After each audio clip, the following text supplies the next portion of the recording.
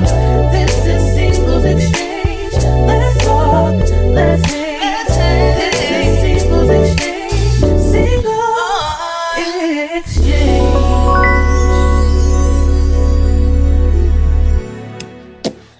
All right, welcome back to the Beauty Exchange, a mashup of two amazing podcasts. I am Joy J, the host of Singles Exchange, as you can see behind me. You can find Singles Exchange on Facebook, on Instagram, on YouTube, and whatever your podcast streaming platform is. And of course, we have the lovely Miss Raquel with us. Hey, yes, my name is Raquel Gilmore. I am excited to be back on another episode. I am the creator and founder of a good podcast. I would say it's a good podcast by the name of Beauty Talk. It's a podcast where I just talk about living life as a Christian. It's dedicated to my women, but I believe that anyone can listen to it and find a gem. So if you listen to this and you like, hey, I kind of like old girl, go find Beauty Talk with my name. So you'll search Beauty Talk and Raquel and you'll find me. And you can also add me on Facebook. My name Raquel Gilmore. That's it. Hey. All right. So as you guys know, we have been just discussing the current season of popular TV show Married at First Sight. We are currently on season 12. I believe this was episode 7. And the season is controversial. So we're going to start with the biggest controversy and work our way down. That seems to work. Okay. So I have notes, and I know Raquel she got a lot. It was a lot, okay? It was a lot. This week stressed me out, and I actually did not watch it live. I watched it after the fact, and I'm glad I did, because had I not been able to like fast forward through the commercials, I would have had an issue. Yeah, lucky you. Right, so we're gonna start with the beautiful Paige and the interesting Chris. Good word. Interesting, unique, one of a kind. He's not one of a kind, but anyway, let's start with them. Yeah. So I'm trying to flip through my notes. Like I said, it's a lot. So one thing that I noted, and my notes jump around. So the way I got them today is not the way I normally have them. But one thing that I noted, and it has to be about halfway through the episode, Paige said that she did feel a disconnect. That's when she was talking to Pastor Cal. Paige said that she did feel a disconnect. And my question is, baby, if you felt that, why you sleep with him? And she said she felt at the wedding. So like, I don't know, like I get the whole, I want to be connected to my spouse. I think that's important, especially in this particular situation. I think it's very important to be connected to your spouse. So I understand wanting to connect on another level when you feel a disconnect. But for me, I would not have chose sex. And let me also say, I am very, very careful to specify that what I would do may not necessarily be what she would do, but I try not to judge her. And the reason being, I feel like we all been stuck on stupid for a guy. I know. So true. I was stuck on stupid for a guy. And it's just by God's grace that it was in college where it was just the people at the school and, select family and friends that knew, and not the entire world, because that makes a difference. So that was one of the things that I noticed about what Paige said. Also, I just feel like I thought that the ex-fiance lived in Atlanta. But when she said he booked a flight to go see her, I was like, what's happening here? What we doing here? It's way too much. I was very confused. My notes literally say, wait, this girl don't live in Atlanta. Okay. Go for it. Cause listen, I'm just leaning in because I'm feeling you right now, and I'm glad that we are expressing this in the best, most positive way you can, because I'm sure many people started watching this episode and just got to cussing. Okay, even Paige broke out with a cuss, but I want to give y'all just a little backstory. So what happens is you get married, you get arranged, you get married. The very next day you meet family, then you go into the honeymoon. Honeymoon this season was 7 days. Right after the honeymoon, they allow the couples to come, and you supposed to I said quote unquote supposed to go into the apartment that they pay for them to live for 8 weeks. And then if they decide to stay married or not, and then they go and figure out like which home they're going to stay in, if they stay at each other's home or if they purchase their own home, which is kind of, you really don't get to see that part of the show. Pretty much ends at the decision day. However, we had a very monumental stage in the show right after honeymoon. And a lot of couples, this is an exciting time because it's like what they would say playtime is over. And now we're about to like finally move in together. We're finally back in our comfort zone, which is where we all come from, which is in Atlanta. And then started with Chris and Paige. And you don't really often see this, that the couple leaves the honeymoon and don't go home together. But Chris got on the plane and said, "You going to Atlanta, I'm going to Chicago." That's a problem for me. You, sir, you go home to be with your wife. That's what most husbands do. And I feel like that's not even asking for much. That's just what we should be doing. And for many couples, it's exciting. And especially with the spirit of, I'm so ready to get married. I'm ready to find my person. I'm ready to find my soulmate. You would think this would be normalcy, but the audacity, and I say that how I want to say, the audacity of Chris to say he about to go somewhere else. Like, you let this girl go home. She didn't even get to feel like the good, like googly feelings of, oh, we walking in a place together and let's have a tour of the house. Paige went to the house as a single woman. A single woman. She could have went to her real house for all that. Basically. Okay, Paige get to the household, speeding up to the point where Joy is at, is that once you get settled in, I don't know if it's like a day or so, it could be 2 days at max, I'm not really sure. Then this is when experts start to come in and chime in, just kind of like see what they're doing, where they at emotionally, physically, and I'm laying this out because we're going to hit this with like all couples, because that's the premise of the episode. So one of the experts, Pastor Cal, shout out to Pastor Cal. I still love Pastor Cal, although he has been getting a drag this season for these matches. I like Pastor Cal in his bag. I always say that because I feel like when he gets this element as like expert and pastor, he gives some really, really, really good gems. I hope Dre got my quote ready because I didn't write it down, but I literally was like, let me pull it up to write it down. That's what I do. Yes, I don't have it, but I'm relying on Joy to have it, and I love the quote. So getting to Paige, she basically like, my husband did not come home. I'm here by myself. I think I'm about to sit down with Pastor Cal on my own. And that's what happened up until the end of the conversation. And they're having this conversation. Pastor Cal, I want to make mention, first of all, that when Pastor Cal greet her, he know this girl is dealing with some bull. Like, he like, honey, how are you? Let me give you a hug. Let me embrace you. Let me step into a quote hug. Listen, and it wasn't no church hug. And see, me and Dre say, we know church hug. It was like, the father and daughter, let me embrace you. You've been going through a lot. You are beautiful. Let me validate you. Let me reassure you. I don't think I've seen Pastor Cal hit one of them in a long time, but Pastor Cal know that she has been dealing with some foolishness. And they had to cut. You said what? I said he fooled around and started praying for her. They had to cut the cameras.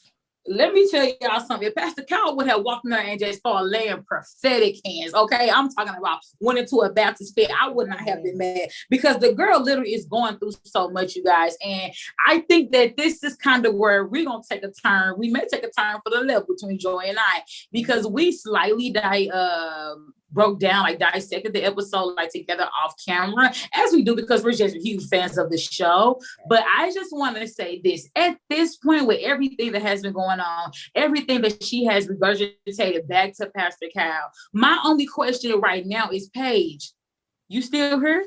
Like, you still on this couch? Like, the man said he's not in love with you, he's not attracted to you, he had sex with you so many times, only to be at the point to tell you, I still love my ex-wife, my ex-fiance, I'm sorry, or whatever, she's the ex. We have been entertaining conversations about us having our family back together. I feel like that's just way too much to be newlyweds and to be strangers at an arranged marriage, to still, like, in my mind, it's nothing to hold that. You get what I'm saying? And I get that she's a hopefully romantic. I get that she's hopeful. But at this point, when I watch Paige, something in me tells me I need therapy. That's my business.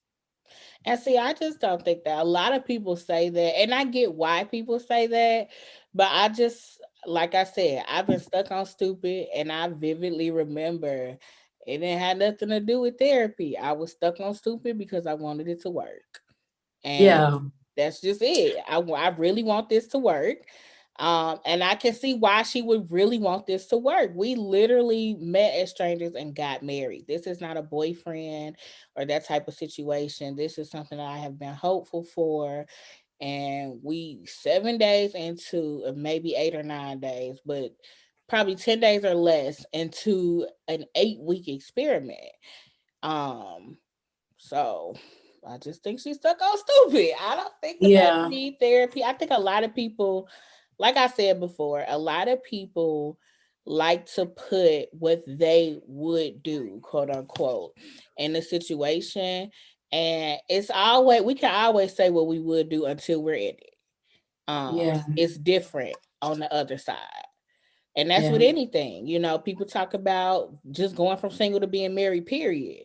It's different on the other side. And I'm sure you can attest to that in the months that Mm-hmm. you've been married. So, Mm-hmm.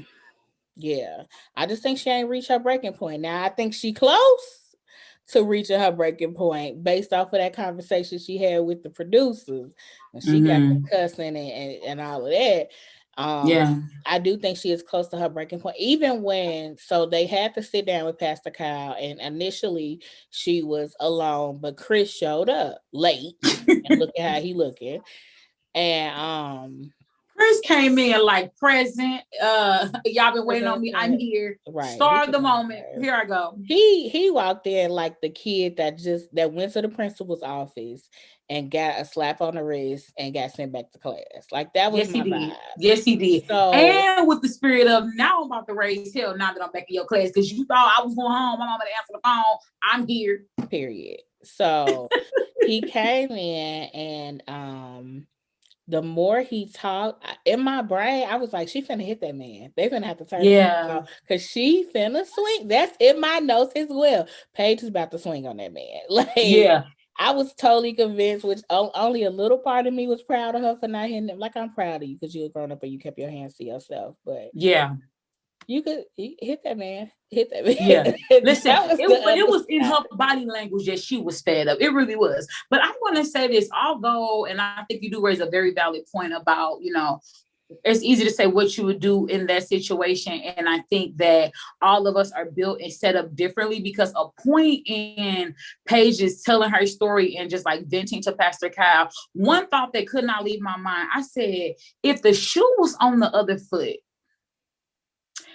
and Chris was the hopeless romantic, ready to get married, ready to settle down, the ultimate gentleman, very intelligent, in his bag, all these things that all the major qualities that Paige have, and she's like living in them very well. But she came and she was, trash, pregnant, and all these things. I just feel like the average man would never take that. I mean, not even the fact of like you still emotionally attracted to another man. I feel like for a lot of people that would be a cutoff anyway. But the fact that you are forever tied to this situation, and I know that they've had the conversation of, and she mentioned the Pastor Cal, if I'm not mistaken. She was like, I was even okay with accepting the child.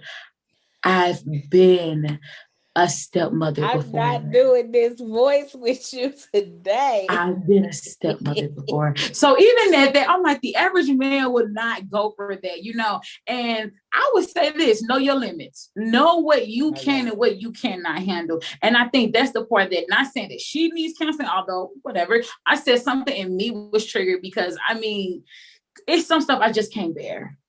Right. And I think that's a really valid point of knowing your limits. I think that, like you said, everybody has a different limit. And I think that they're frustrated because their limit is not Paige's limit. I think that's a very good way to word that. But her limit is hers. Like we can't change something. For one, what people keep having to remember is that this already happened. We seeing what been happened, not what's currently happening. This Right. happened way back in August and September. And now Yeah. we're in February, almost March, just now seeing it. Another Yeah. thing that I was saying earlier this week is that we have had 7 weeks of the content. So we have had 7 weeks to build up frustration, 7 weeks to like sit down, think about it, go to sleep, mash it out, talk to our friends, and all of that. And she has literally had less than 2 weeks. Like Mm-hmm. and less than 2 weeks in the sense of she's still recording the show, so she still got cameras in her face 24/7. So she probably can't Mm-hmm. call her people like she really wants to. Like I think it's Mm-hmm. a lot of layers to it. And like I said, for me personally, I think this is somewhere in here is where I would draw the line. I do think that I take a lot in relationships, but somewhere in here, I think probably at the plane when you said you weren't coming back, I probably would have flipped and lost my crap. Like Yeah, that's just me. But that's a good point too. Paige Yeah. clearly got a higher threshold, and God bless her. Paige out here in the what Pastor Michael Todd been teaching about going in the deep, not standing in the shallow. Yeah, Paige out here in the deep. She out in here the diving, deep. boy, sky high, swimming in that thing and being able to still stay afloat. See, I would have been a drowned by this point, okay? Yeah. But No, it's I'd have funny drowned because him. I wouldn't drown myself. God bless it. that too. Okay. Unloose his tie. Pastor Cal was like, if I live one on this TV show, these cameras, I will hop over there and jump on you. Okay. But I remember it like, and I could be done, Paige. I do have a question too. But I remember in high school, like I was dating this guy my sophomore year. I thought he was a super great guy. My best friend that she hooked us up, which for me, that's spoke volumes because your best friend expectation be high. And she hooked me up with this guy, and I thought he was just like, when I say I thought it was God sent, God sent. All right. And I remember we dated maybe like 2 or 3 months, and this gonna tie back into the story. We dated like 2 or 3 months, and he would always have this baby at his mama's house. And I used to be like, just exchanging with the child. And I'm like, hey baby. This was before FaceTime, so this back phone caking days. Right. And he was like, yeah, it's my nephew, whatever. I'm just thinking this man had a nephew all this months, all up until I went to tell my best friend, like, yo, I think I love him. She was like, but wait, okay. I got something to tell you. He's not gonna tell you, but I'm gonna tell you. That baby that you be talking about, that you say you and him be talking about all the time, that he have all the time, that's not his nephew, that's his son. Whoa. First of all, sophomore year high school. Wait a minute. Now, I was around a lot of teen mothers. I'm a product of teen mothers. So it's not like I'm not saying it like that or to be judgmental. But the fact for me was that you lie and then you still had this major connection with this girl. And when I asked him about it, he was just like, I'm not really sure. I believe that it's mine, but we haven't finalized the DNA test, blah, blah, blah, blah. So that's why I did not want to tell you. And I hid it from you. Sir, no, you lied. I'm done with you. And he was like so outdone. And although we were younger and we were kids, I just feel like that attachment, the fact that you will lie about something like that. And like, I feel like that stuff is just so heavy. And now all of that becomes our stuff. And we were not married. We were not adults. However, I'm just like that stuff was a deal breaker for me. And it still is. You're not going to lie about something like that. And then sit in my face and tell me that you still love her. Y'all still talk. Y'all still talk about having a family. So it goes to my question. Do you think that she's desperate? Paige? Mm-hmm. No, I think desperate. I don't know how to explain it. I think desperate is something different because desperate would take any old thing, like anything that walked past, and it's a man. And so this is what I will take. I think that she really wants to make it work. We don't know much about Paige's like dating past, so I don't know who she's dealt with in the past. But I can say I have been in situations where I've gotten in a relationship and I'm like, I need this to work. Like you know how we be like, I ain't got another one in me. Like Mm-hmm. And I kind of think that that's what it is, but I don't think it's desperation, so to speak, because I think that desperate is I think it's before the marriage point and they started at a different place. Yeah. It's interesting that you say that because I have a similar story though. The guy that I dated in college, we started dating and I was just sprung. And it was like I had boyfriends before, but this was, in college you have a lot more freedom and you get to do a lot more. So I spent way more time with him. I was out doing adult stuff. Like I was out here. Mm-hmm. And I vividly remember 8 or 9 months after we started dating, I was sitting in my room because for some reason, that particular day I was at my own house because I was never in my own house. I was Mm-hmm. always here. But I was in my room and I asked God, like, God, is he the one? And it was like before I could get the words out good, God was like, no. And I was like, wait, It said you didn't even get to your What I'm punctuation. trying to say is he gonna be like, I know he ain't crap right now. But Yeah. like we connect, we good. I mean, I'm literally arguing with God, and God is like, no, he is not the one, son. I said what I Yeah. said. Do you know I'll stay with that man another year and a half? Man. Stupid. And that's what I'm saying. Just wanting it to work. Hopeful that he will change, hopeful that things would be different. And I don't think that I was desperate. I just really wanted it to work. I didn't want to have to start. Yeah. And so And see that I would classify that as desperate. I really would. I brought up the desperate point because it has just been thrown around in the whole married at first sight world, especially like with the fan pages and things like that. It's like we just put it on her forehead. That's her new name now, as a whole, But in that like regard, I don't consider that to be desperate, and not because I've had other similar situations. Because even before I had like met dated my husband, I was talking to a guy who had 4 kids.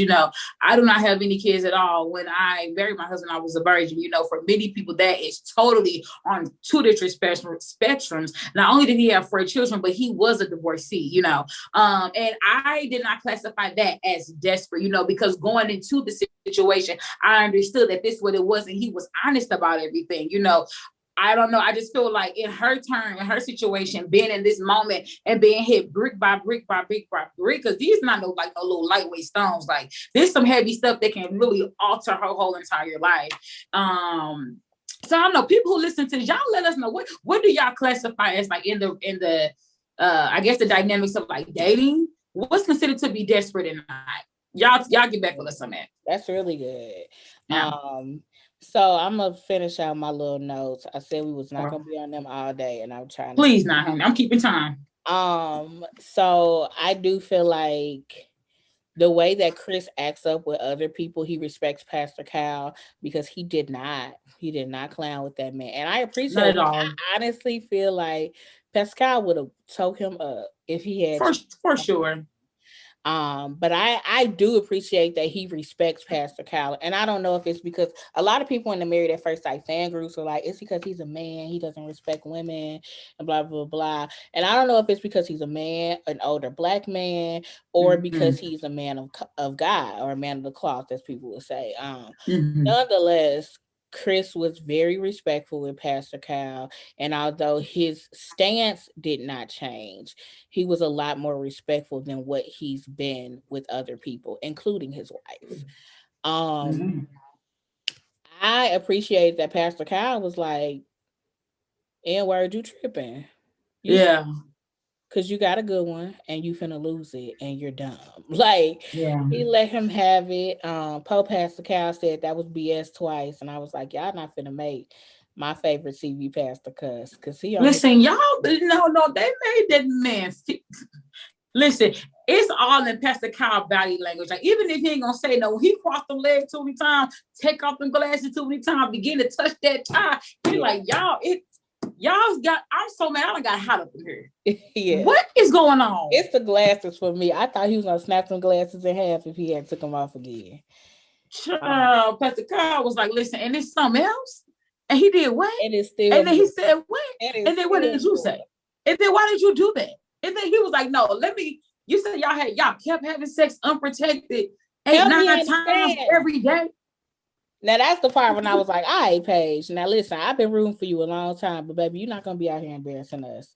He already. Pastor Carl said, let me get into your mind. What makes sense that you kept doing that? That's what I'm saying. It was too much. And we didn't even unpack all of that conversation. And we literally been up for here 20 minutes just on Paige and Chris alone. Chris was with his usual shenanigans. He definitely tried to say he didn't drag her through a mess, and Pastor Cal and Paige was like, yeah, you did. You dragged her through some foolishness. You're still dragging her through some foolishness. And then I'm gonna say this, and then I promise you I'm gonna leave the Chris and Paige thing alone. When he leaned over and whispered in that girl ear, I'm afraid to fall in love with you, I could have hit that. With the smirk on his face. Add that too. He got this like Stevie J face, and it just makes me mad. It Like, does. cause y'all the same type of stupid. It But does. when I tell you, he leaned over after he told this girl, "I want to be with my ex fiance. I want to raise my child with this woman. I want a divorce. Her, I want a divorce." And then he turned around and leaned forward and whispered in her ear that he is afraid of falling in love with her. Yeah. He the one that need therapy because, sir, you bipolar. Yes. You Yes. just said something different 5 minutes ago. Like what? What do you mean you're Let me afraid? tell you something. And then It was. Oh, why? go ahead. Why you afraid of falling in love with her? Cause she a dark skinned girl? Cause you Mm-hmm. wanna like you scared to leave your child? Like what is it? So I had a lot of Mm-hmm. questions that sent me over. But Yeah. Yeah. It like sent me over too. And one of the main reasons it sent me over was because that was manipulation as clear as day. I can it I let me tell you something. I got another friend group that's really into this show, and I literally have to go to them and vent and like get on the counselor couch to receive counseling after watching this show. And I think one thing, and this is the passion speaking to me, my volume has changed. I know, forgive me. But one thing in me, I feel like I just hate to see good women being taken advantage of, And she went through all of like this turmoil and like venting and finding this safe place to pass the cow. And I could almost feel like some of that heavy stuff was starting to lift off her because she was able to put that into a safe place. Shout out to Pastor Kyle. You did all that work for that man to whisper one line in your ear and you melt, okay? We can move on to somebody else, honey, because I can stay right there for about 34 minutes. Let's please move on. All right. We moving on to the what he called him last week, the drunkard. Eric and drunkard. And he said it was before accomplished. Let me tell y'all something. Chris make good TV. That's what he do make. Good, and baby. Good TV.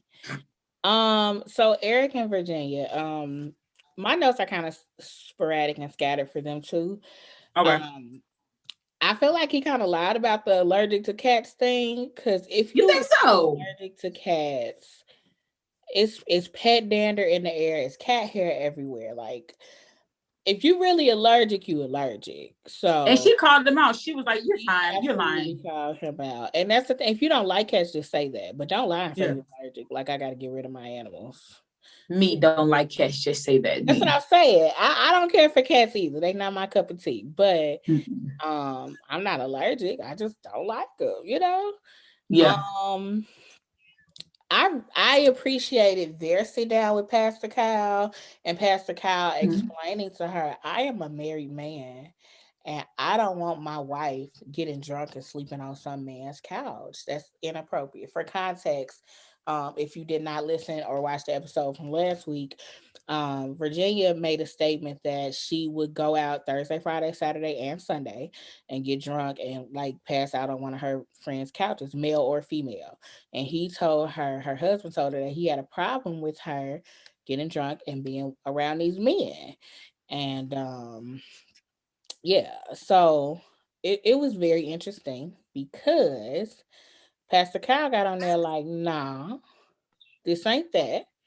You can't just be going to sleep. You a married woman. Back when you were single, you could do these things, but you are not single anymore. So I appreciated that. Now, honestly, I don't think she received it. She kind of shrugged him off like, yeah, whatever.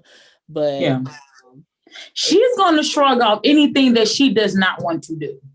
She's going to shrug it off. Take a break from drinking, shrug it off. Have good relationship boundaries, shrug it off. Like, meeting the nip, she gonna shrug anything that's not what she want to do.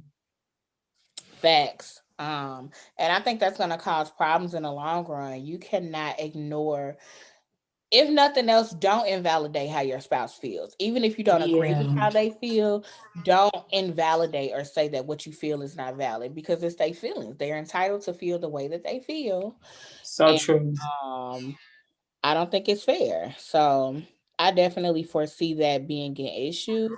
Other than that, honestly, Eric and Virginia were really quiet this episode. It wasn't no say.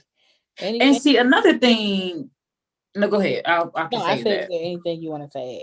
Because that's Okay. So another thing, I think too, because the Kristen Page narrative is so big and it's so much and it's so meaty, I think that a lot of the couples, and we've mentioned this in the past, that some of them get robbed of some of that camera time. I do agree. I love the fact that Pastor Kyle made the standards that he said, listen, I am a man, I am a husband. Some stuff is just not going to fly. Let me let you know that your husband is not being irrational right now. For the majority of husbands, it's not happening. And then and one of my principles of life, you treat other people how you want to be treated. Do you want to be a wife where your husband done went out and kicked it with his homegirls and got sloppy drunk and he done fell asleep on their couch, and your excuse is that, oh, because they stay in close proximity? Ma'am, that has nothing to do with it. It is about boundaries and respect. When you are in a relationship, I can even take it off of marriage and just put it in boyfriend, girlfriend standards, or whatever your standard is that you have to treat me how you want to be treated, you know? And just because he don't like have a social life like you do, that does not mean you about to take advantage of him. Mm-hmm. Pastor Cal also says something, I wish I wrote it down. He said, because I am the husband. How did he break like the house and the band of like the house down? Do you remember that? Basically he was saying that he is in charge of protecting her and making sure that she is okay. And how can I protect you if I don't even know where you are or your state of mind? Because so yeah, thank you for that. Listen, I love that Pastor Kyle broke that thing down to her. I'm sure she had never heard nothing like that in her life.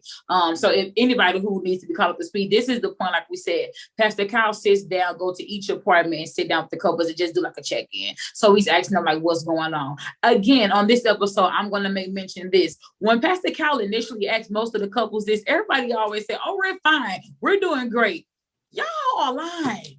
And he'd be like, okay, so what's really going on? Because and if it's all great now, it's gonna be a problem eventually. And then one of the couples, he said, I can see if it's really fine. Now let me ask y'all these questions. Yeah. And broke that thing down some more until we got to the root, because sometimes his job is also to help them to foresee potential future problems. And I think he did a good job, especially with this couple and with another couple that we're going to talk about later, which helped them to see what a future issue could be.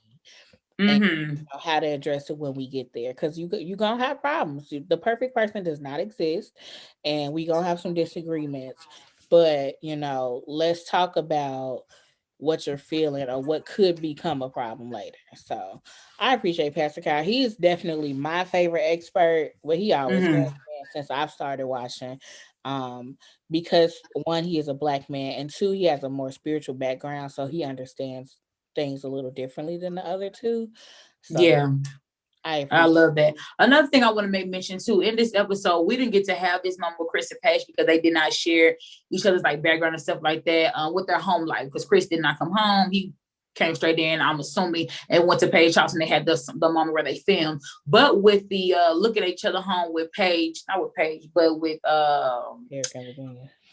Eric and Virginia. First of all, you go into a house. I was surprised by nothing much of a house party, social, sorority thing. This just kind of like the first she is. Alcohol, that's like her vibe. But then one thing that's like a big in the show, they look at each other's house and kind of do a comparison and contrast to see if this is something that we can accommodate together. Like if I'm gonna let go my place or you're gonna let go your place. Because some of these people coming to the show have already bought their home, some rent, some have been homeless.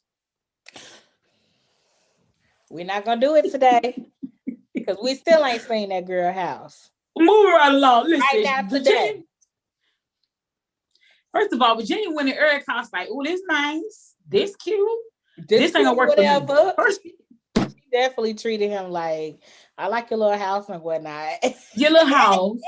this little marble, this cute, this little fireplace. You be girl, man, like this girl is so college to me. She's so young and and she's like 26 or whatever, so she's out of like undergrad, I'm assuming. But it's like she don't even appreciate like the greatness that like he brings to the table. I thought that it was very like awesome to see a man living in that way. Now I'm sure you do cleaning, you do tidying up, which the camera's about to come through. But the man house was laid, and she was all like, yeah, this cute. Where my animals gonna go? Oh, you ain't got a place for my animals? We gonna have to sell this and get rid of it. He like, what? Huh? Pretty much. I think it's interesting, and I said I was not going to double back to Chris and Paige, but I will say this, and it's not even about Chris. I think it's interesting that you say like she young, she 26. Her and Paige are the exact same age, and so Really? I thought yeah, Paige was like 28, 29. Paige is Mm. 26. And so that's another thing that another a young lady that I went to high school with, she when she did her married at first sight post, she talked about her age and how that affects them. And Mm. I was like, you're right, that's very interesting. And I think that if we're gonna give her the young pass, if we're gonna give the young pass, we gotta give it all around. So that's just It's anyway, moving true. forward. Yeah, I never thought about it like that. That's very interesting. And and then the great Aaliyah, God rest her soul, really did say that age ain't nothing but a number because That's based what on your she said. experiences, based on where you come from, it's just like, go ahead, what you say, Joy? I said that's what Sus said. Listen, based on your experiences, based on where you come from, they have a way of shaping you, shaping your mentality, shaping your identity, and then based on who you are and what you have went through relationships and what you're looking forward to, that kind of will like reshape like that demeanor as well, like who you are and how you approach relationships. But when someone has said in the past that like she gives me sorority girl vibes, which she is, and she wants a frat boy, I feel like she wanted that, but just in a husband, like to have a man that's so serious, that has all this stability, and that has been married and divorced. They put a whole nother level of maturity on him, and I know that is true because a lot of times when stuff get into like nitty gritty, he say, I've been married before. I understand what commitment is before. I understand what it means to coexist with the opposite sex, and to cohabitate and all the things of that nature that will really play a major role in your marriage. I just don't feel like she even takes it serious, and even all the way down to how she view like the control aspect, and he wants to like run me and stuff like that. Him wanting to be your protector, because the scenario had went that she said that he was mad that she went out and he wanted her to say, I made it. And she was like, I ain't did no reporting back to nobody since I was 16 with my parents, And I didn't take that as like him trying to control her. Listen, a man that really, really loves you are growing to love because they just met. Okay. Huh? I just want to know you made it okay. For me, that's all that moment was. For her, he controlling me. He want to be my daddy. I said, yeah. Y'all ain't gonna make it. We can leave him alone too. And that's what I'm saying. Like I won't even say they won't make it, but it's definitely gonna take a lot of work and a lot of compromise because, sweetheart, that's normal to check in when you get someplace. And let's be clear, I'm 31, almost 32 years old. My parents still check on me and see if I made it to certain places. So it's just a matter of people caring about your well-being. It's not I'm trying to control. I want to control your life. Right. Yeah. And I made the they not gonna make a statement because I feel like in just Married at First Sight history, from what I've seen, I have not seen all 12 seasons, but I've seen a couple of them. Because the 8 weeks is such short time, when I look at like different situations and different scenarios, and I see like this imaginary spectrum in my mind, they be so far from a lot of stuff. You know what I'm saying? Now, grant you, all of them have to be willing to put in their work and commit past the 8 weeks. Like, I love when couples have dialogue in the midst of the experiment, but they talk as if they know they have already made the decision past the 8 weeks. I don't know if you really catch that, but I love when like that conversation like comes up. But it's just like where he see protection and caring, you see controlling. Where he sees stability, she talking about some. Nothing that came out in their episode. They were talking about. She was saying she just needs certain days of the week where she gonna go out and be with her friends. She's not bending on that. He was like, "Well, cool. Then that means essentially you get exactly what you want to get because half of the week I'm out flying planes." She say, "Well, hopefully that day falls on a day that I want to kick it with my friends." I'm like, "Girl, ma'am." Where's your compromise? The days that and do you want to spend time with your spouse? Because you ain't saying nothing about that. And you just finished my sentence. What I was going to say was because he's going to have to, if he's gone 4 days, he's home. If he's had home 4 days and working 3 days, I don't care when you normally went out with your girls. You better go out with your homegirls, your homeboys within those 3 days. Those 4 days, you need to be at home. Being a wife. Being a wife. He was like, you're getting what you want. He was like, you got to set up.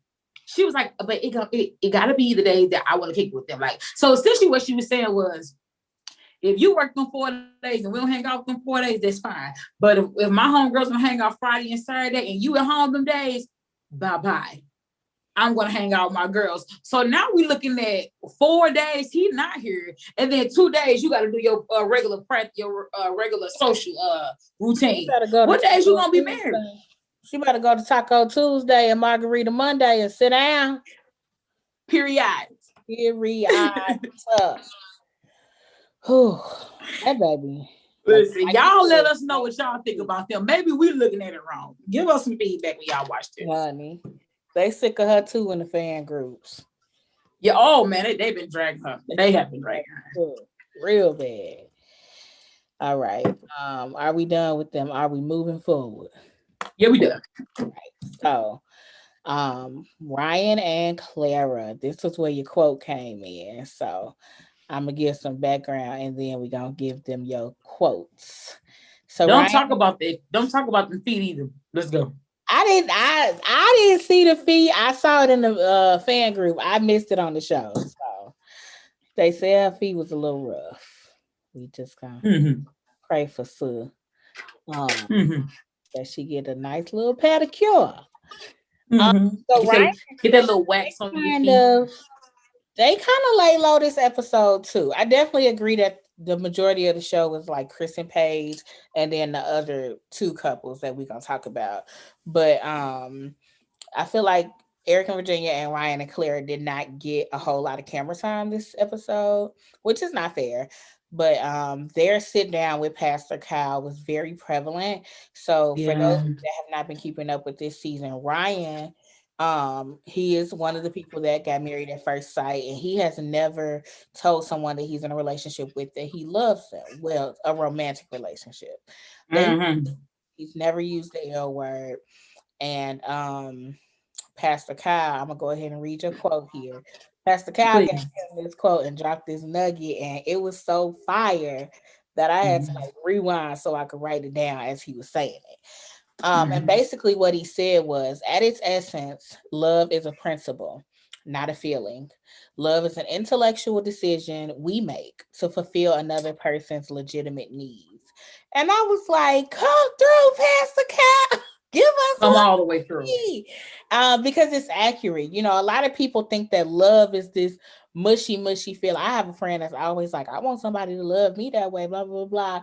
And it's like, baby, listen, you want somebody that's going to hold you down when you can't hold yourself down. Like, you want somebody that's going to fulfill your legitimate needs, because we all have needs. And that's not just physical needs. We have emotional needs. We have physical needs. We have other things that we need.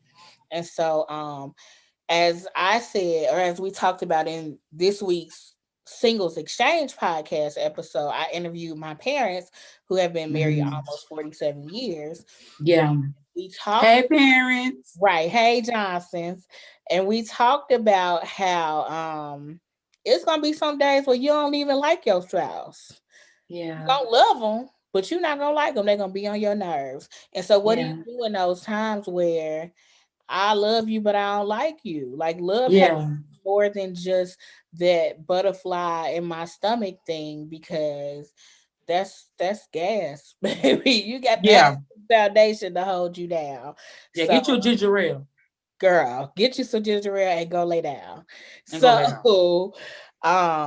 I love the quote, and he basically told Ryan, like, don't get so caught up in saying a word that you don't realize what you are already doing, because you're talking like you have already committed.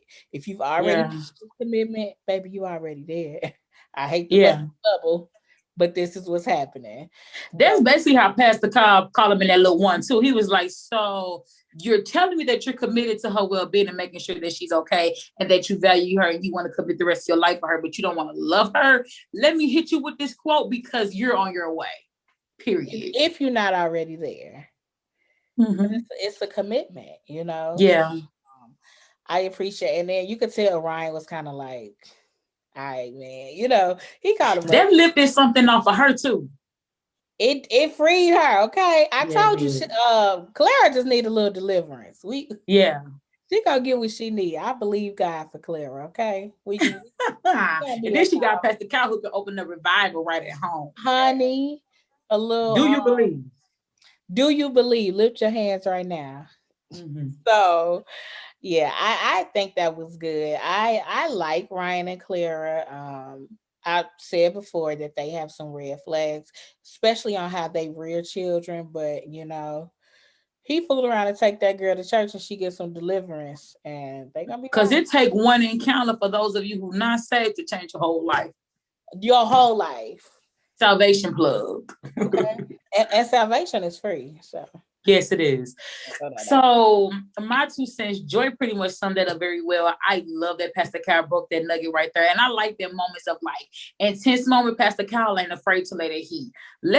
Although this is tight, I'm about to give you a little pressure. That's basically what he did. Let me redirect you of what you've been feeling your whole life for what love really is. And I just applaud Pastor Cal for that. And I love that he say love is a choice. It is a decision. That bubbly, like you said, that gas and that Google Gaga, all of that like cute stuff. Like I'm not mad at that, but I'm like, listen, that's a whole lot of that TV, whole lot of that social media stuff that we done got like too into. You know what I'm saying? And then if you are a believer as he is and as we are, and I believe that some of the people who listen to this thing, that real love is that it's sacrificial. You know what I'm saying? It's literally putting someone else's needs before yours. So I just love that he like clarified that for him. And I do feel like once they get to that point, because it's obvious that her heart is already open to getting to that level, so once they come together and actually like just accept it for what it is, and I do believe, and this could be me prematurely speaking, that love what it is today, it may change tomorrow, but it's still love and y'all making that conscious decision. So like, I'm excited to see them get to that step and then for it to evolve, especially like if they stay together, even looking at some of the goats like, Deanna and Greg, what he was on the show and the vibes that they give off now, it's a different type of love, but it's still so beautiful. So beautiful. And shout out to them Yeah. for finally telling us the gender of this baby. Yeah. Nephew on the way. Now I can't A little wait to have alpha a nephew. on the way. Okay. Yes. I My last point I was gonna say with them, they have not had this sex. She said they have had other things, they have enjoyed it. Okay. Ryan, when you ready, no pressure from me. Go get it one what I'm you gonna let need. you finish your comment and then I'm gonna make mine. Okay.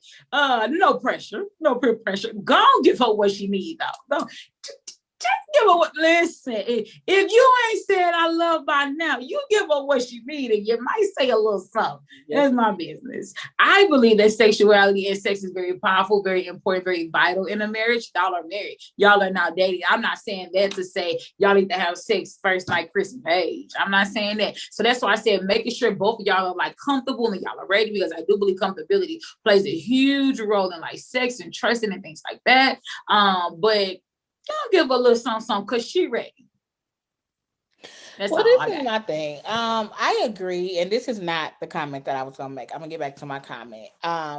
In Married at First Sight history, typically the sooner you have sex, the more likely it is that you will break up. Yeah. I also think there's such a thing as waiting too long. Like last season, Karen and Miles, as far as we know, did not have sex the whole 16 weeks because their process was doubled due to COVID. And I was Mm-hmm. like, girl, quit playing with that man. Like 4 months. Quit playing with that man. But whatever. My It comment. was 4 months, wasn't it? Yes, that's the 6 And that's not 4 months of girlfriend, boyfriend, then marriage. That's 4 months of being completely of being married. completely married. You legally And doing quarantine. and during quarantine, I stay in this house every day. We saw that man online teaching and sitting on the couch. Online teaching, sitting on the couch. And doing push-ups because he had to release some type of way. Was frustrated. Yeah, he was. But my comment was, I am a youth leader. Mm-hmm. I have the talk with my kids once a year. Uh-huh. If my teenagers were watching this episode, they would have quickly told Ryan and Clara, if it's sex and the word, you had sex. Oral sex is sex. Ain't Or no sex is it's sex. sex. digital sex, because fingers are digits, it's sex. Like my Mm-hmm. kids would have read them they rights real quick. Cause True y'all fact. sex. Yeah, It's sex. It involves your it parts. is. It's sex. So Mm-hmm. they say they ain't did it, but if y'all been touching each other parts, y'all did it. So go on and do it and quit Yeah, playing. Y'all married. What y'all yeah, wait for? yeah. Oh, I that's guess he waiting on him to like get to that emotional standpoint. But I think that gym that Pastor Kyle gave him may redirect his mind and he may start thinking and move a little different. Cause she ain't never gonna tell him no, not today. Not right now. she ain't gonna tell that man no. She won't. No. Mm-mm. So that's all I got for them. Anything else? I think they're in a good path. I think if they keep making it about them and can work on each other, that's gonna be a good vibe. I did appreciate them being close, like even when they sat down together and things like that. Like I valued all of that. That tells me that there's some type of like intimacy there, although if we're not being intimate in that way, they're connecting, they're blending, they're coming together. And it's significant for me that they are still enjoying each other because we have some couples on here that are not. Honey, and we get praying for them. We get praying for them. Moving along. All right. So are you ready for the next couple? Mm-hmm. America's favorites till this week. Because Yes. they are not the favorites right now. Right now, ain't nobody the favorites. But Mm-mm. I do think they gonna get their spot back. But anyway, Yeah. Vincent, They got only hope. For real. girl, Vincent and Brianna. Do you want to start with them? I will. Simply put, we have already framed where we are in the episode. They moving home. And we didn't even mention like home life for Claire and Ron. I guess he really wasn't that major, but I will mention. You said what? It wasn't nothing big. Really that major, but with Vincent and Brianna, they visit each other. Well, they come into the apartment that the show provides for them, and they are enjoying that. Welcome home, hugs. You know, they being flirty and cute. I love it. We appreciate it. Especially the hopefully romantic in us, right? And then they go to each other's house, and like they said, how each other live. You know, he lives like really nice and really neat to like have been a bachelor and now being a husband. So like that was recommended. That was noticeable, not recommended, but was noticeable. And I thought it was nice. Going into her house, it was real nighty, real put together, which I feel like it showed both of their personalities in their home. So I appreciated that. The girl got a bomb closet and a bomb wardrobe. I am not mad at her, sis. That's what we do as when we be in your bag. Time, or is it 100 shoes? No, it's more like 70. And we're going to get some more shoes. Husband, men, y'all in our business. Okay. Those are our shoes. Leave us alone. But anyway, and I like to have like a little flirt. They had like the little animals come together. It was all fine and dandy to, and I think they little stumbling block at home, Dre, correct if I'm wrong. They get to the house, they chilling. It's time to champagne toast to the new house. He gets some champagne on his shirt by accident. She like, ooh, champagne dandy. And she said something on the lines of, I basically she didn't expect nothing less coming from him, that he had like wasted on his shirt. I want to tag you in right there because was she bothered? Or she made like a little smart joke or something like that. But was he bothered with that comment too? Yes, that was the comment. That was the argument. Okay, well, let's just get into it. I already set the stage. Let's go right into it. So, Vincent was very upset by her comment. Very. And I guess I could see both sides of it, although I think he overreacted. It was kind of like, it was one of those things where even though you my wife, you my spouse, you still kind of a stranger. What you mean by that? It was just one of them things that I personally would have like second guess. What you trying to say? And not that she meant any harm, but I really don't think that her comment was meant to be harmful. But he felt belittled. And I think ultimately he felt embarrassed because it was on camera. And it was kind of like, to me, the comment rubbed off as the klutz type of thing. So he was mad. He was more than mad.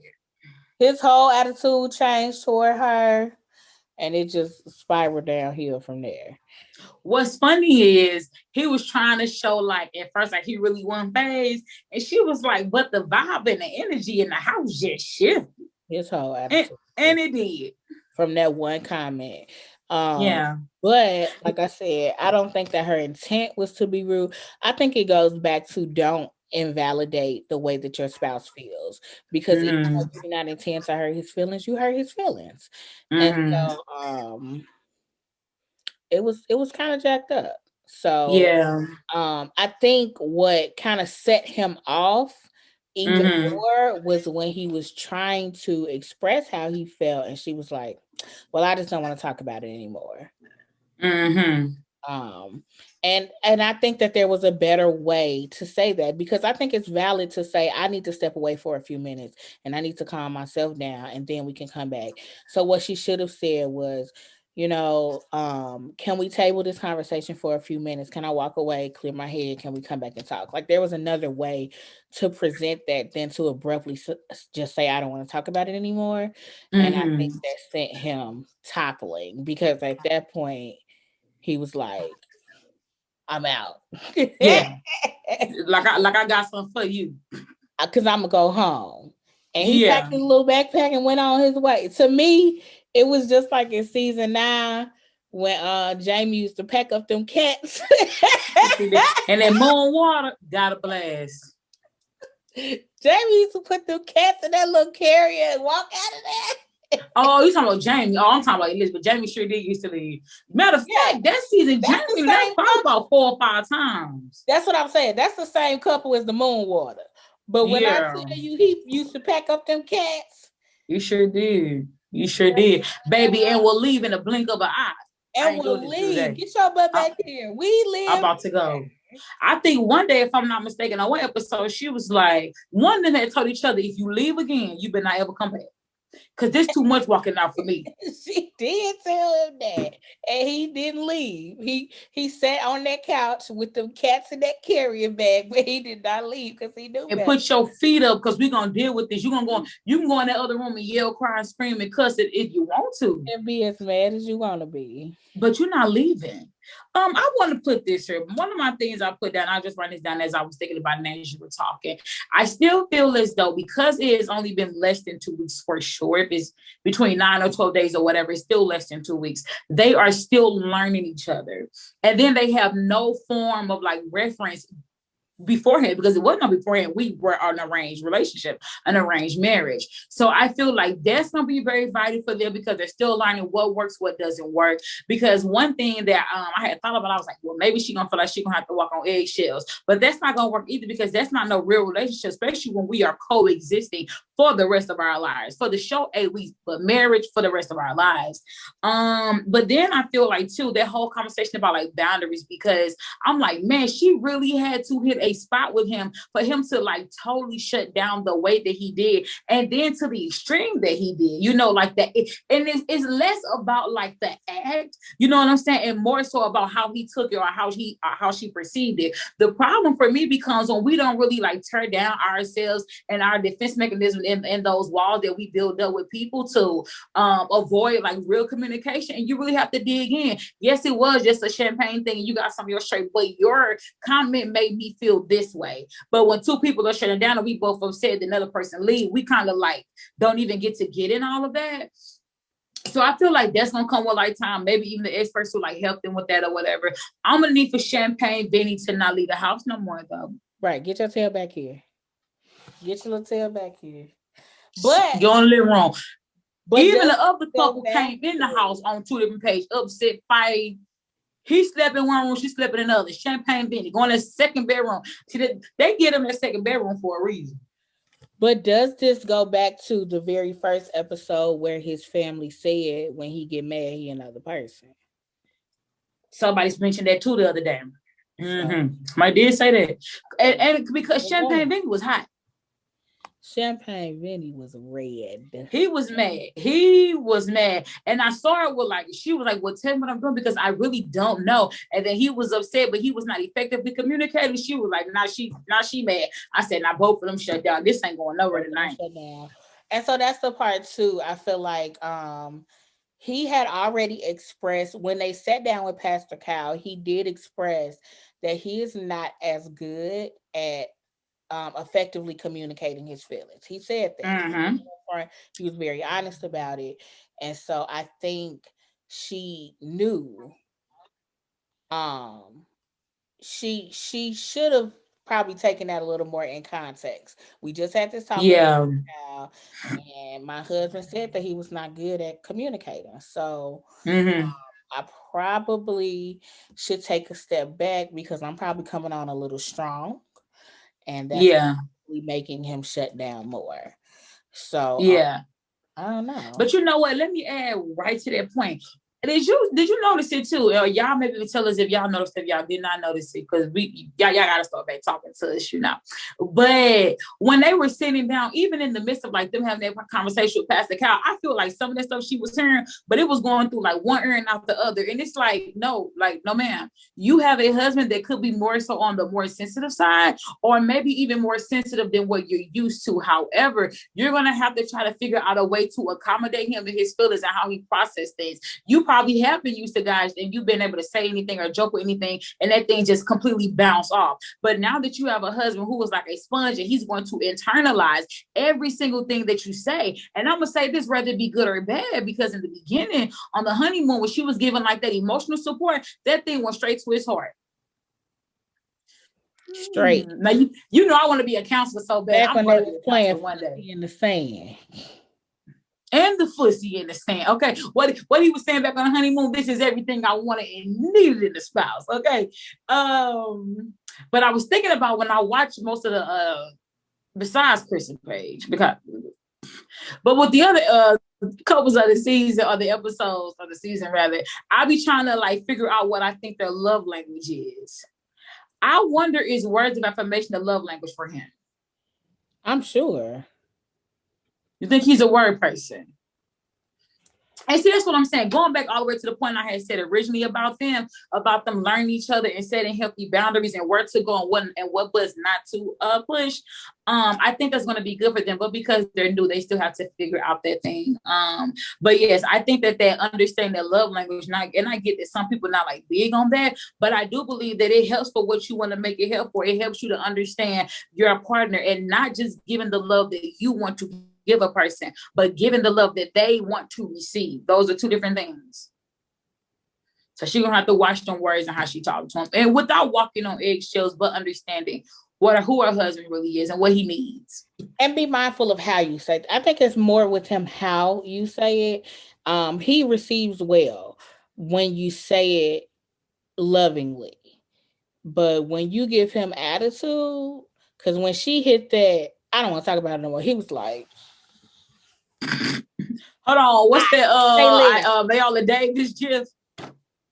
Right then. Or when that I love the one guy that said when LeBron be in that meeting, he walk up, pick up this, and just walk off the field. Pop down those stairs, holler. Okay.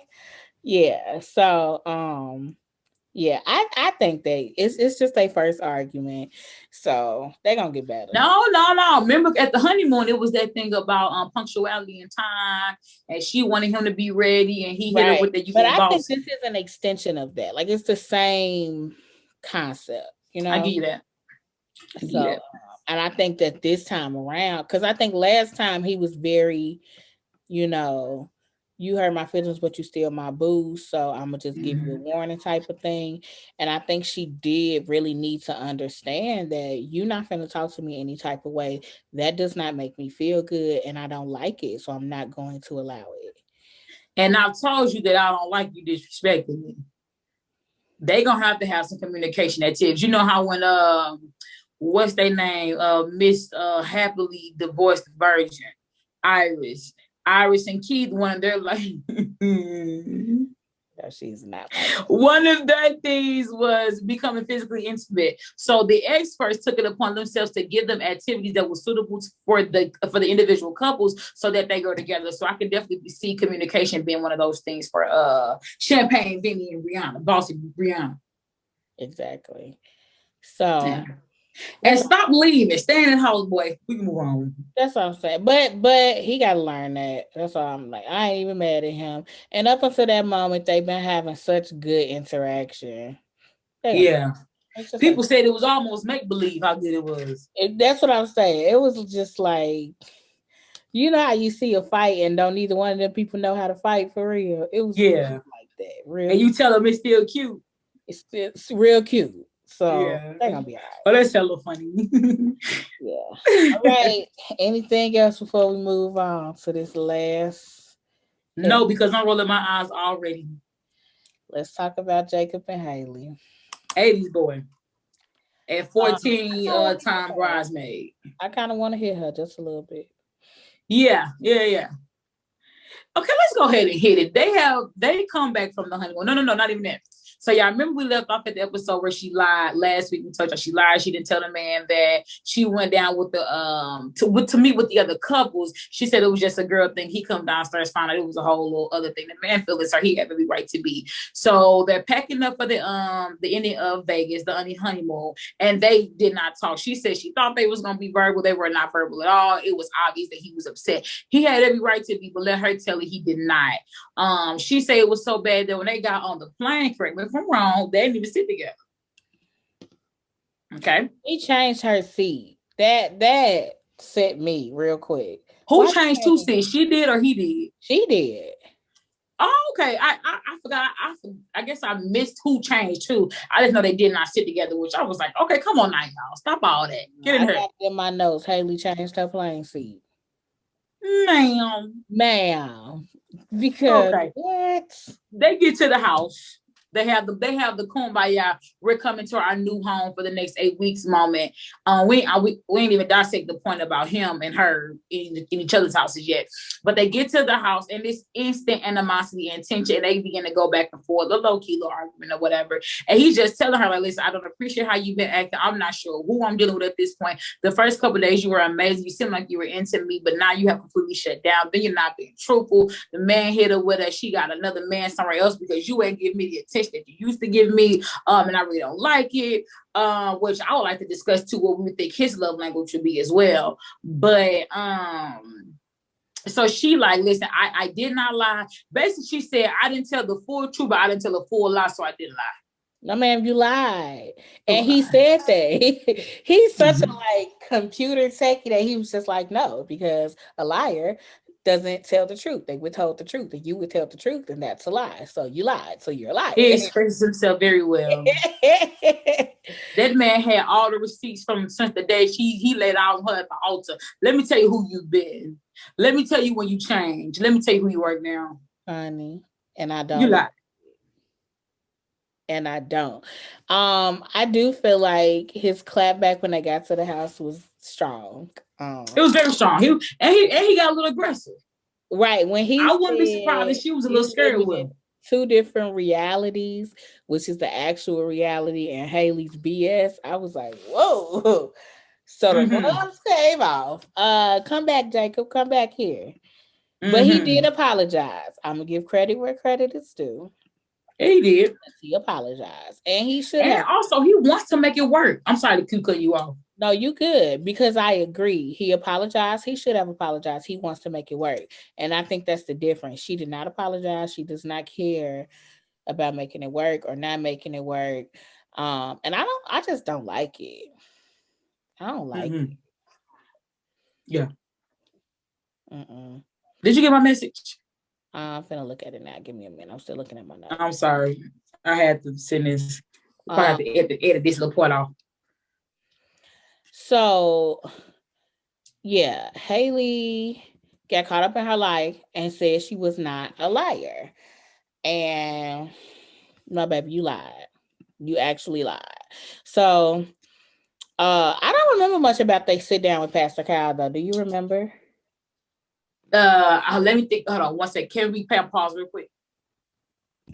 Okay, so like I was saying, it's recording. Yeah, Haley, she got caught up in her lie, and baby, you lied. And I think she's gonna have to accept that. But like I said last week, I believe that Haley is used to like smash and dash. She used to just having a fly by night, one night stand type of thing, and then not in her face and in her space. And you don't get that now because you married. So he's not going nowhere. So, now finish your thought. I'm sorry. No, that's it. He's not going nowhere. So you gotta deal with it. So are we saying that Haley could be potentially self-sabotaging? I don't think it's a self-sabotage. I think that's just what she's used to. And she's been single. How many years did she say she's been single? I think about 7. Yeah, that's what I'm saying. It's out of her norm. It's not like she's trying to stop the relationship from growing. It's literally just not what she's used to before. Okay. Okay. So that's why I mentioned the self-sabotage, because I think for me, how I've been looking at it from the angle as if she really doesn't like him and she's really not interested in him.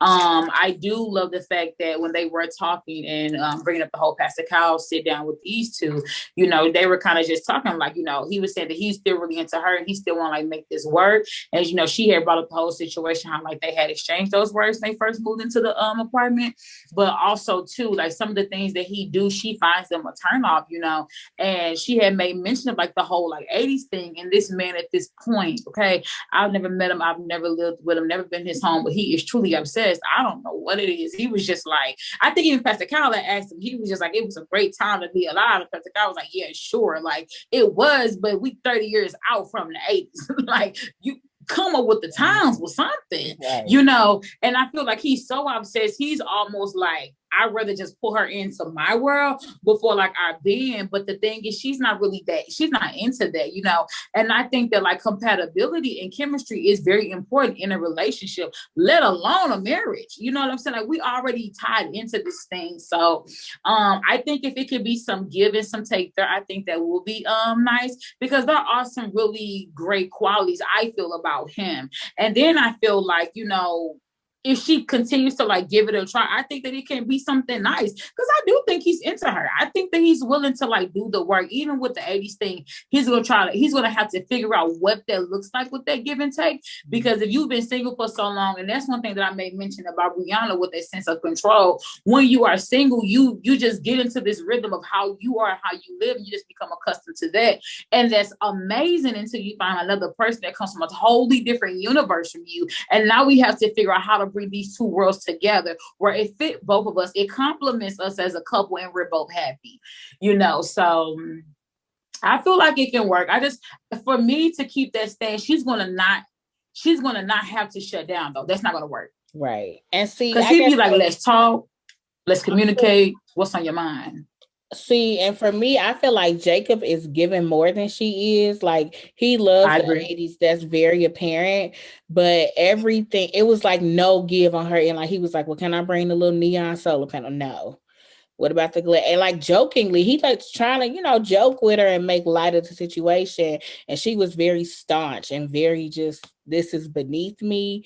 And it was like, sis, don't act like your stuff don't stink too, because you ain't all that either. Because you ain't all that either. And I just feel like she say she don't like the 80s stuff, but a part of being married and being in a relationship is compromise. Where are some ways that we can work in the things that he likes and work in the things that you like? I have a friend who always tells me, you need to enjoy your single time because you can make your house as girly as you want it, blah, blah, blah.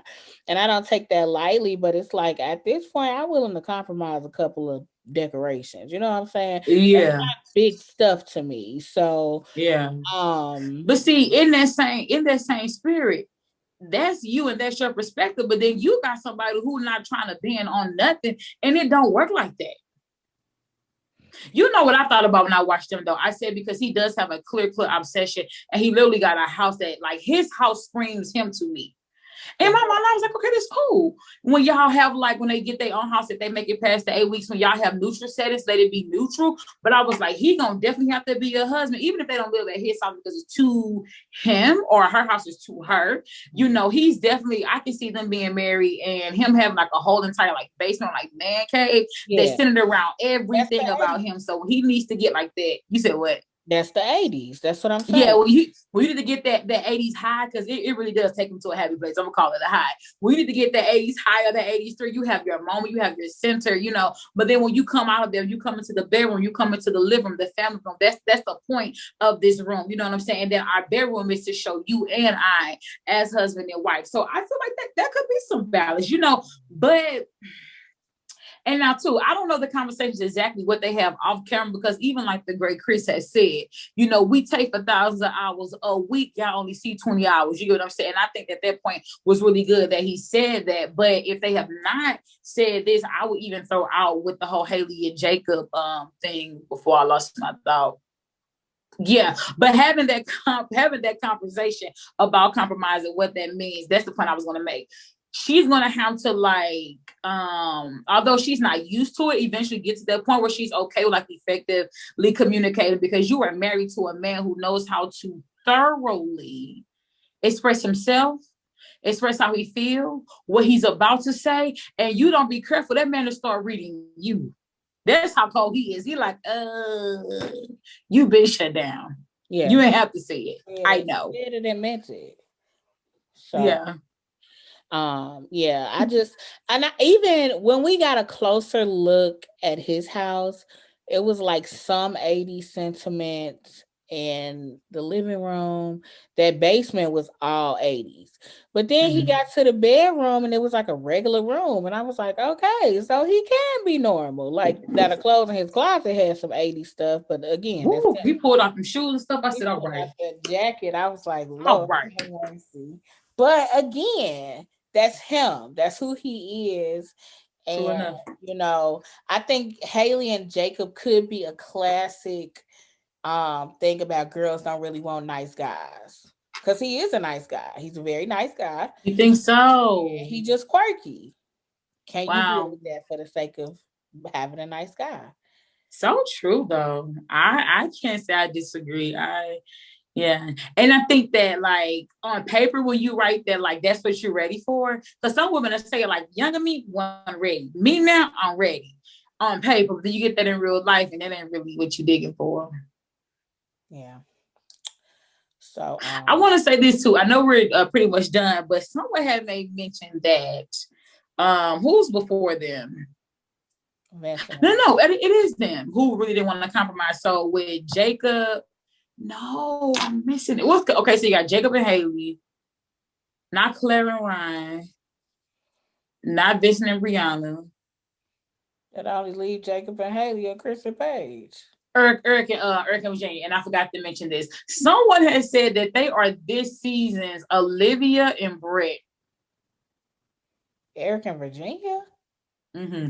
In the regards that she has a way that she wants to live and do things, he has a way that he wants to live and do things. She's not really looking for a husband. She more so looking for a boyfriend or a really fun friend to, like, be to be a accent to the life that she is living. And he is very stern, but he feels as though he can kind of change her to fit the lifestyle that he wants to live. Would you agree? From that regard, yes. I didn't like Brett for a long time. Did we ever start liking Brett? Yeah. I think we understood him better later on down the line, because we thought that he would be like a jerk, and he just a little old man that's set in his ways. Yeah, a little young old man. Yeah. I feel like, from that regard, it is true, because they are both very set in their ways. I think the difference is that Eric is willing to compromise more, whereas Brett and Olivia were not. They were dead on this is what it is. True. So true. All true. Definitely similarities. Yeah. All right. All right. We're gonna see. I think we did it again. Right. We're gonna hit it again next week. Next week we get to see the baby mama. So we're not quite out the clear of the drama yet. I keep being hopeful that we out of the clear, but we're not. So I have a secret. Not my chest. I want both of them off the show. Yeah, I'm a little tired. I've had enough. Yeah. Can we take it back to 4 couples? For this season. Yeah. Try to get another year. So, but I'm wondering if he really left the show. So, like, if he left, are they trying to squeeze all of the footage out of him now because we're not gonna see him in the second half of the season? Like, if that be the case, let me know when he's really gone so I can do something else, because bye, Chris. Bye. Right. And Paige, to validate your feelings, honey, yes, you was dealt the short end of the stick. Definitely. So All right, y'all. We out. We'll try this again next week. Okay. Deuces.